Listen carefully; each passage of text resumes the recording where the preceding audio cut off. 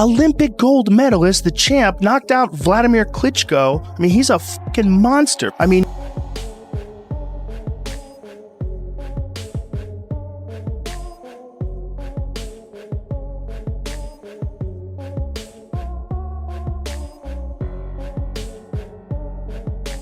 guy. He was just a boxer. And you see a boxer knock out the former UFC welterweight champion, not just the former, but one of the best ever. Knock him out with one punch like that. You're like, oh man, have you seen this Jake Paul dude coming up? He's fucking for real. Because nothing about watching him fight, to me, screams like he's in over his head. Nothing. He looks like a real boxer. The clash between Anthony Joshua and Jake Paul is officially set, and the entire fight world is in absolute shock. No one saw this matchup coming, and very few predicted such an unexpected turn. Now, boxing experts, past world champions, and even UFC fighters are all sharing their thoughts on one of the most surprising announcements in recent combat sports history. Jake Paul was initially slated to face Gervonta Tank Davis, a fighter significantly smaller than him, but that bout fell apart amid controversy. Rather than waiting or trying to rebuild his momentum, Jake Paul has managed to secure a fully sanctioned heavyweight showdown with Anthony Joshua, the former unified heavyweight king. Jake Paul, if this is not going to be, curated into a little dance around exhibition, could find himself in the way of getting seriously hurt here, like Francis Ngannou did. Francis Ngannou was an MMA fighter that got blasted out by Anthony Joshua. A fitter, more focused Anthony Joshua than the version that we've got now, possibly. But this, to me, is everything that's wrong with boxing. It's a money play, nothing wrong. I don't begrudge Anthony Joshua getting 50 million quid for an easy night's work. That's fantastic returns. Most people would take it. From the boxing world, Jake Paul is now a professional fighter. Whether we categorize him as a YouTuber or not, he's licensed to fight, which means that the governing body should be suggesting that this is not a fight that possibly they should be looking to sanction. Yeah. But they will, because the sanctioning fees will be enormous. Anthony Joshua will not lose his legacy like some people are suggesting, because no one will remember it in 2 or 3 years' time. If he embarrasses himself in there, they'll remember it. If he goes in and knocks him out in 30 seconds flat, or turns it into a little bit more of a sort of Jake LaMotta raging Paul, holding him up for a few rounds and then knocking him out, then people will forgive it. He'll get a big bag of money, which most people in the world would take, and move on. Did I see the fight being worked on December 19th in Miami? Yeah. No. Do you know which fight I'm talking about? No. Fair enough. Oh, Jesus. That's a fucking bad idea. That's a bad idea. But let me tell you what. A lot of people watch that one. Will you watch it?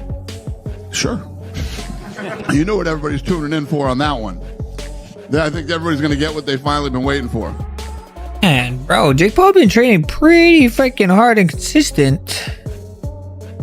And I don't think they're just taking a fight to take a fight, The damage that's going to be inflicted to him. Boxing's a dangerous, dangerous game. Your brain isn't supposed to rattle around in your head, particularly the way it's going to for Jake Paul when Anthony Joshua starts letting those punches fly.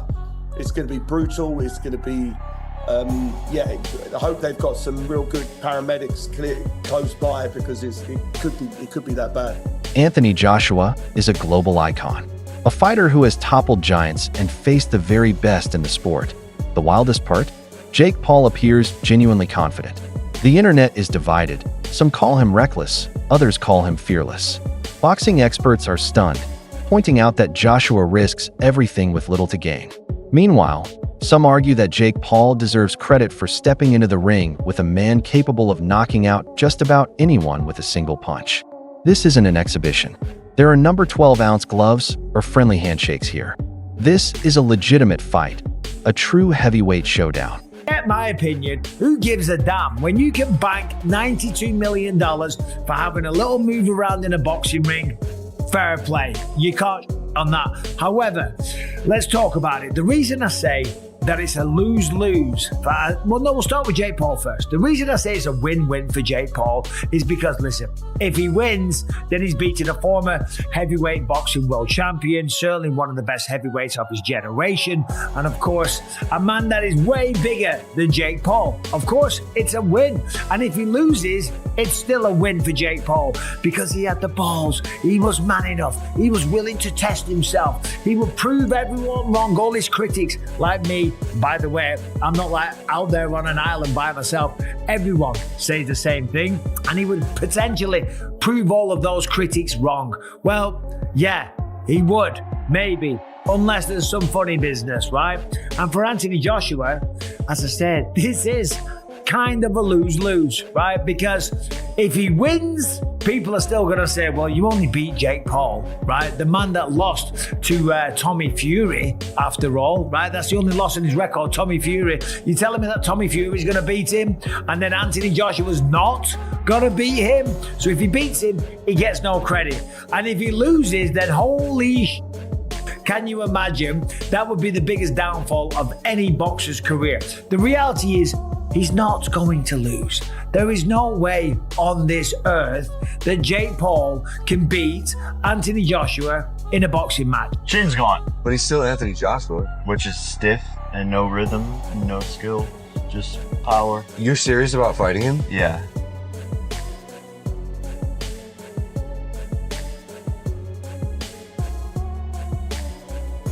Thoughts? Well, my thoughts on it is that Jake Paul's had a lot of accusations over the years for a guy who's had no amateur fights. What's he had, about 10 or 12 Fights, yeah. fights? I'm not sure what he's had. And, you know, you look at the opposition he's had and people saying, when's he going to fight somebody? He stepped up. He's stepping up to a two-time world champion, a genuine heavyweight, a proper heavyweight champion, and an active fighter. And this is a big moment for him, and you got to take your hat off to him for that. This fight, as regarding AJ, I'm sure AJ's wants a fight back after that, that unbelievable loss he had against Daniel Dubois. So that's quite an emphatic loss. He wants to come back, get himself, dip his toe in the water. He's going to get paid a lot of money for this. This fight's going to generate a lot of money because for me, it's a fighter. Jake Paul's going to be a massive underdog against a big favourite, a big odds-on favourite. Can he do it or not? This is a car crash, and people will watch it because that's what people do at car crashes. That's what this is.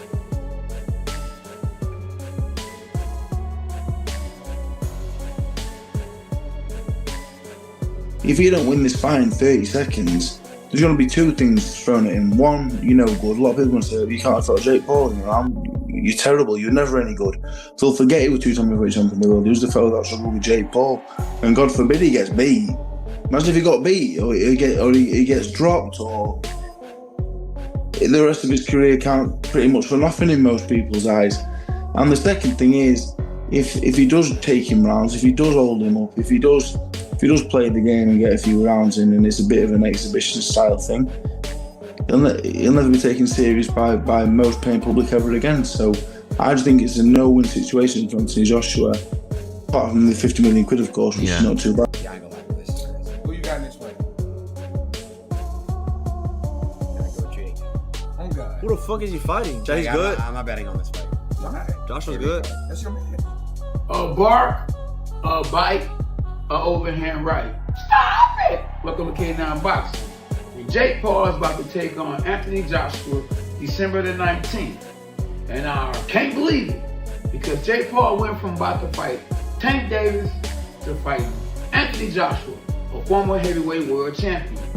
Now, to be honest with you, I think Jake Paul done bit off more than he can chew. Anthony Joshua is a former heavyweight world champ. Let me rewind that. Anthony Joshua is a former heavyweight world champ. Jake Paul doesn't have that much experience. I don't think he had any amateur fights, and he's a YouTuber. But don't get me wrong, he has gotten better. I respect that. If the fight isn't scripted, then Jake Paul goes to sleep. Tell me what you think. Would Jake Paul pull off the upset, or would Anthony Joshua put Jake Paul to sleep? Tell me what y'all think. Leave a comment at K9 Boxing. Stop it! Once the reality sets in, you start to see just how high the stakes are for both fighters. If Anthony Joshua performs well, people barely bat an eye. But if he falters, gets tagged, or even hits the canvas briefly, his legacy could take a massive hit. That's what makes this matchup so intriguing. Jake Paul isn't the same YouTuber-turned-boxer from 2020. He packs serious power, lands a precise right hand, and punches with intent.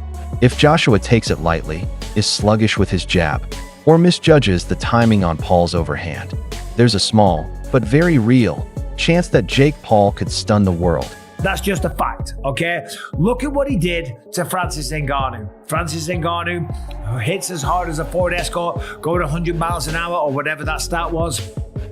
Comes from the UFC. He was the UFC heavyweight champion of the world.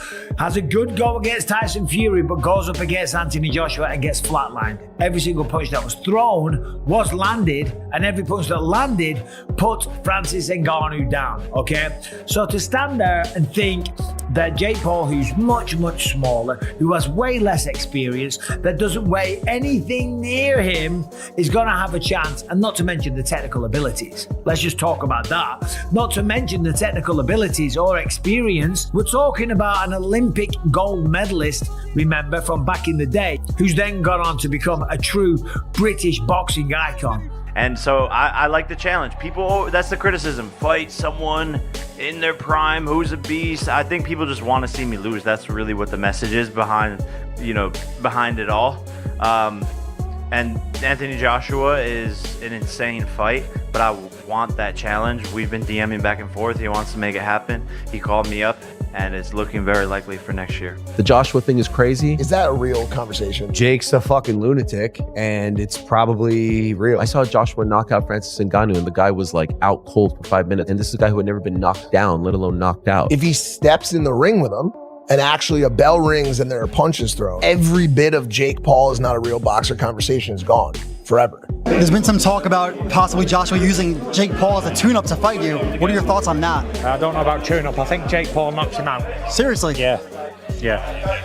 Why so? What impresses you about Jake Paul? I just think Jake Paul would knock AJ out. I think AJ's a spent force, and I think Jake Paul's on the rise. And I like his new heavyweight look.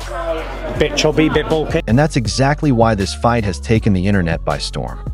But let's be honest, Anthony Joshua stands at 6 feet 6 inches, boasts elite skills, has Olympic gold-level footwork, world championship experience, and has faced some of the toughest fighters in the world, including Vladimir Klitschko, Alexander Usyk, Andy Ruiz, Joseph Parker, and Dillian White. I haven't gone away and looked up Jake Paul. If he's fighting Anthony Joshua, he's probably going to come in at about 220 pounds. Maybe he bulks up, maybe gets on a real good strength and conditioning routine and takes in loads of protein and gets the best nutritionist on planet Earth and goes up to 225, right? Maybe he does. Maybe he becomes a proper fat bastard and just gets on the beers and the pies, right? And comes in at 230. Regardless, it's not going to be an athletic 230, and it's still going to be roughly, give or take, a 40-pound weight difference, 30 pounds, 35 pounds, whatever it is. It's a big weight disadvantage. Now, my guess is that this will probably end up being an exhibition match. Did you see Anthony Joshua versus Jake Paul is happening? Who you got and how? Man, you got to go with Anthony Joshua. You just got to go with Anthony Joshua on him. I think Anthony Joshua by knockout. Yeah, I think Jake will probably get knocked out in the third round. Anthony Joshua, like Jake Paul will not win this fight. Connor said, like, what if, Jake Paul pulls up? This will not happen. I can guarantee you Jake Paul will not beat Anthony Joshua in boxing. But you do have to respect his, as I've always said about Jake Paul, I want to see him in a spectacle. I want to see him putting on big fights and interesting fights. I don't really care about his journey as this like top level boxer. So the idea that he's already like escalating this, right? Let's not forget, it wasn't too long ago that he was trying to fight Canelo Alvarez, the guy that Terrence Crawford just beat and made his legacy off of, right? Terrence was a guy who's a fantastic boxer. I've always thought #1 pound for pound, but somebody who never really took hold in the boxing world and never became like a mainstream household name. He just made his name on the back of Canelo on Netflix. One moment, one slip, one punch. That's what makes this a true spectacle. It's a crossover that seems both absurd and perfectly logical at the same time.